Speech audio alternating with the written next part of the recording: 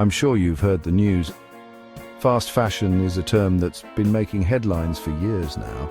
It's the industry's way of churning out trendy, inexpensive clothing at breakneck speed. But have you ever stopped to think about what happens to all those clothes once they're out of style or no longer wanted? Fast fashion is everywhere, but what happens to all those discarded clothes? The sheer volume of clothing produced and discarded is staggering. We're talking about billions of garments each year. In countries like the US, UK and Canada, we buy clothes like there's no tomorrow. Thank fast fashion for that. The allure of new trends and the low prices make it easy to fill our closets with more than we need. Trends shift so quickly and we end up discarding garments after just a few wears. It's a cycle of consumption and disposal that's hard to break. So we donate them, right? We think we're doing a good deed, giving our clothes a second life. And we think they go to someone in need, but here's the twist. Only a small percentage gets resold locally. The reality is that thrift stores can only handle so much. Most of it packed into bales and sold to wholesalers. These bales are then shipped off to various parts of the world.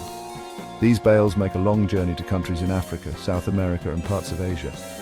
It's a global trek that many of us are unaware of. Markets like Ghana's Kantamanto are flooded with our cast-offs. These markets are bustling hubs where second-hand clothes are bought and sold. Local traders buy these bales, often not knowing what's inside, and then resell each piece. It's a gamble for them, but it's also their livelihood. It's a livelihood for many, but it also tramples local textile industries. The influx of cheap second-hand clothing makes it difficult for local artisans and textile workers to compete. Imagine trying to compete with a flood of cheap Western clothes. It's an uphill battle for local businesses. And it's not all rosy. A lot of this clothing is low quality and ends up as waste, clogging landfills and polluting rivers. The environmental impact is severe. Plus it messes with local cultures and economies. The cultural implications are profound as traditional attire and local customs are overshadowed by Western fashion. Some nations, like Rwanda, have even tried banning these imports to protect their own industries. It's a bold move to preserve their cultural heritage and support local businesses. So, next time you clean out your closet, remember, your old t-shirt might be part of a much bigger story. It's a story that spans continents and affects countless lives. But fast fashion's dirty secret isn't just about overconsumption, it's about global impact. There's a complex web of economic, environmental and cultural consequences that we all play a part in. With millions dying each year and even more clothing being produced, a massive surplus of garments is constantly in circulation. This contributes to the thriving second-hand market, job creation in resale and recycling industries, environmental waste from discarded textiles, overconsumption in wealthier nations. Essentially, the clothes of the dead don't just disappear, many are repurposed, resold or wasted, creating an eerie cycle where garments continue to exist long after their original owners. The idea of an eerie cycle where garments continue to exist long after their original owners is both haunting and poetic. Clothing, unlike the body, does not decay so quickly. It lingers, travels, and takes on new lives of its own. A person may die, but their wardrobe remains dispersed into the world through different channels, thrift stores, vintage markets, landfills, or even draped over the shoulders of someone across the globe who never knew them. Think about it.